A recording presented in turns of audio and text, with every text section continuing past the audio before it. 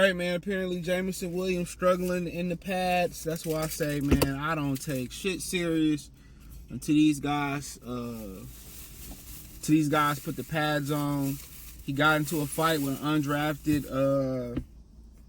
undrafted player, Sterling Thomas or something like that.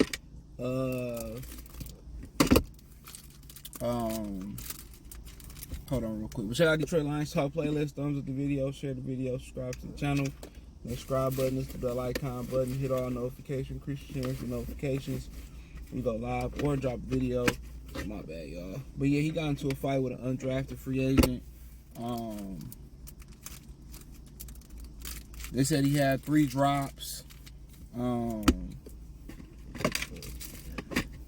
Today, and he had a tough start. And like I said before, man, it just, you got to understand, people was already flabbergasted when they drafted the guy. He get here, you trade up to get him. So Brad Holmes put him in a bad position by trading up to get him. And then he injured. And then him and Jared Goff don't click. So that's a big thing right there. So that's why I felt like they should have brought back DJ Shark. Because one thing about DJ Shark, him and Goff had a connection. They had a real good connection. And you got J-Mo coming off a year removed from ACL injury. You think he ready to be receiver? Really, when you look at it, he gonna be the number 1 receiver? He gonna line up on the outside versus the best corner every time.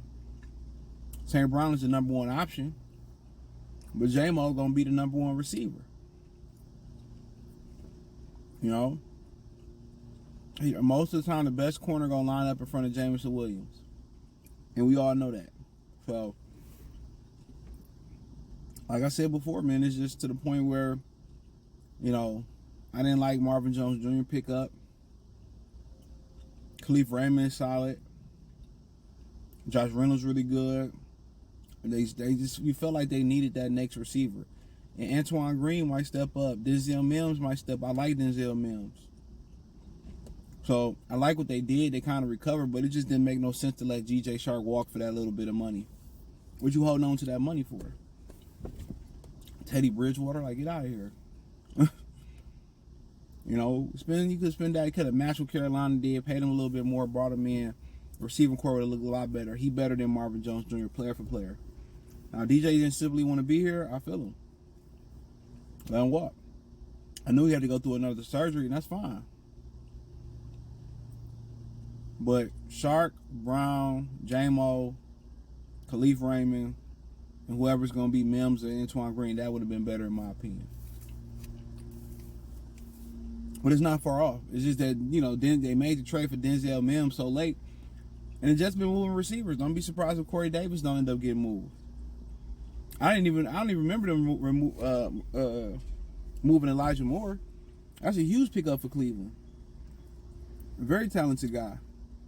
But with Jameson Williams, it's just, I like how you're not getting into a back and forth with fans. Ain't no point of that.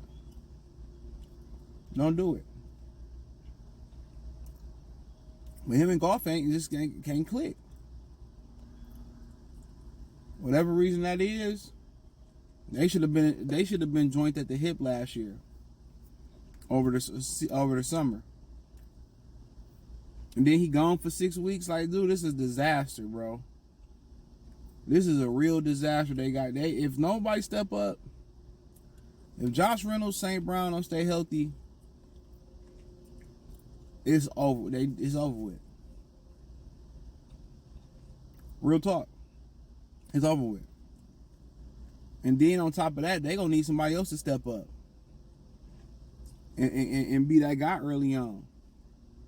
So, yeah, they gonna have Jahmyr Gibbs, and they gonna have Sam Laporta and James. They gonna be able to do some things, but Mims and Antoine Green and Jameson Williams, when he do come back, one of them gonna have to be the guy that's gonna have to get down the field consistently and make plays down the field. So, C.J. Gardner-Johnson gave Jameson Williams a sign of, not approve. He said he one of the best receivers. He gonna prove it, but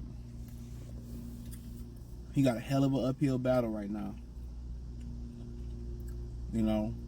Punching guys, frustrating, dropping the ball, and you're going to miss the 6 games. So even if you find a rhythm, you're going to break your rhythm after the 6 games. So that's a month and a half away. What is conditioning going to be like coming back? And then he a year removed from ACL injury.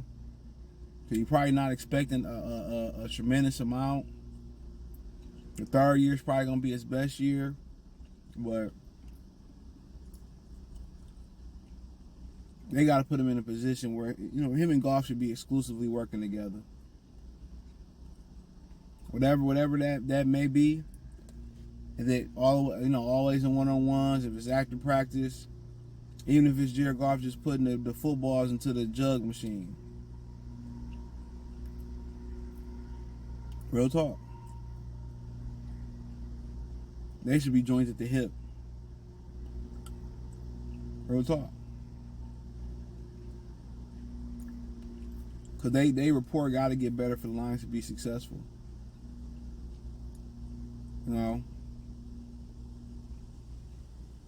But maybe they should make it simple for him. I know this is going to sound stupid, but just do deep routes for him. Then worry about the underneath stuff later, but I don't know. I don't know. I think most people think, oh, he'll be okay. He'll figure it out. And yeah, he might. He might. But I just do whatever made him comfortable. That's where I'm at with it. If he's comfortable with the deep routes, the short, the shallow, the medium routes, whatever he's comfortable with. But him and Goff got to continue to get a lot of work in. A tremendous amount of work in. So we'll see. We'll definitely see what happens. But I feel that they got an uphill battle. And I just don't think him and Goff is compatible right now. But hey, it's my personal opinion. Thumbs up the video, share the video, subscribe to the channel. That subscribe button, this is the bell icon button. Hit the link tree. You can find me on Twitter, Instagram, Spotify, Anchor, Cash App, Venmo, PayPal, Apple Podcasts, Google Podcasts, the whole 9. Hit the link tree. It's the first link in the description. Find me on Twitter, Instagram, Spotify, Anchor, Cash App, Venmo, PayPal. Appreciate the love and support. Peace.